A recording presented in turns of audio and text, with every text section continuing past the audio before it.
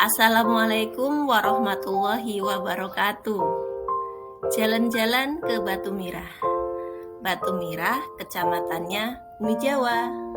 Perkenalkan, saya Hodijah, calon guru penggerak angkatan 7 dari Sigedong 2. Wanginya bunga melati, tercium sampai di depan pintu.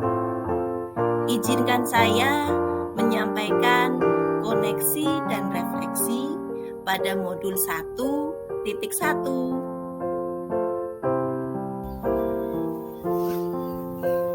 Yang saya percaya tentang murid dan pembelajaran di kelas sebelum saya mempelajari modul 1.1.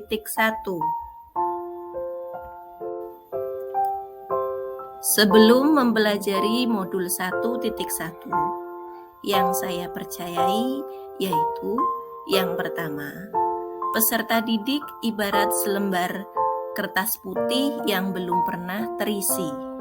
Yang kedua, pengajaran sama dengan pendidikan. Yang ketiga, peserta didik harus patuh dan disiplin terhadap aturan di sekolah. Dan yang keempat, KKM merupakan penentu prestasi siswa. Perubahan yang terjadi pada diri saya setelah saya mempelajari modul 1.1 ini yaitu: pertama, pada dasarnya anak bukanlah kertas kosong yang bisa digambar sesuai dengan keinginan orang dewasa, tetapi anak sudah membawa kekuatan atau kodratnya, yaitu kodrat alam dan kodrat zaman. Kedua, pengajaran dan pendidikan itu tidak sama. Pengajaran itu salah satu bagian dari pendidikan. Pengajaran mentransfer ilmu pengetahuan, baik lahir maupun batin, sedangkan pendidikan menuntun segala kodrat yang ada pada anak-anak untuk mencapai keselamatan dan kebahagiaan yang setinggi-tingginya sebagai manusia maupun sebagai anggota masyarakat. Ketiga, hidup dan tumbuhnya anak terletak di luar kecakapan atau kehendak kita sebagai kaum pendidik.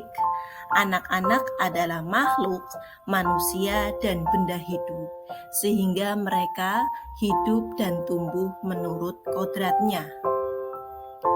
Yang keempat, keberhasilan tidak hanya dilihat dari nilai, melainkan pada perubahan budi pekerti. Budi pekerti, watak, karakter merupakan hasil dari bersatunya gerak, pikiran, perasaan, dan kehendak atau kemauan, sehingga menimbulkan tenaga.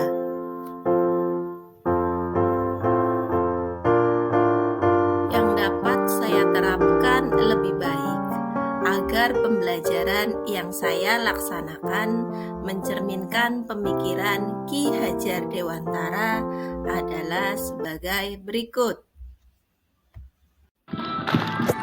Menciptakan pembelajaran yang menyenangkan.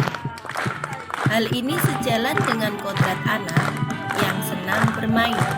Kita dapat mengimplementasikan dengan asiknya permainan, bahkan bernyanyi pada saat kegiatan pembelajaran, baik di dalam kelas maupun di luar kelas.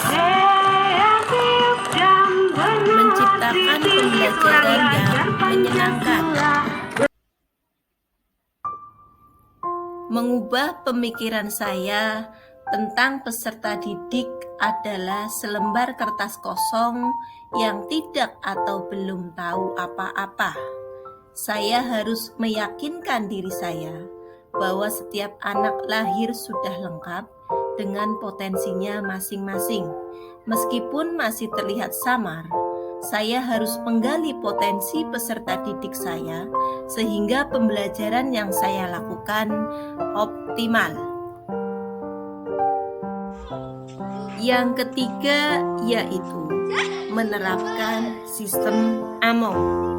Ki Hajar Dewantara melaksanakan pendidikan budi pekerti dengan cara tuturi handayani yang dikenal dengan sistem AMONG. Artinya, peserta didik harus mampu mengembangkan skill agar berdaya guna. Ki Hajar Dewantara mengemukakan bahwa peserta didik harus mampu mengembangkan daya, cipta, rasa, dan karsa yang seimbang. Sistem AMONG memberikan kesempatan seluas-luasnya pada kemandirian peserta didik. Peserta didik didorong untuk mengembangkan disiplin yang sejati melalui pengalaman, pemahaman, dan upayanya sendiri. Yang keempat, menerapkan budi pekerti. Tujuan pendidikan yang utama yang digagas oleh Ki Hajar Dewantara adalah bagaimana pendidikan mampu membuat anak memiliki budi pekerti yang baik. Orang yang mempunyai kecerdasan budi pekerti akan senantiasa memikirkan dan merasakan serta memaknai ukuran, timbangan, dan dasar-dasar yang pasti dan tetap. Demikianlah koneksi antar materi, koneksi dan refleksi modul 1.1, kesimpulan dan refleksi pengetahuan dan pengalaman baru yang dipelajari dari pemikiran Ki Hajar Dewantara. Terima kasih.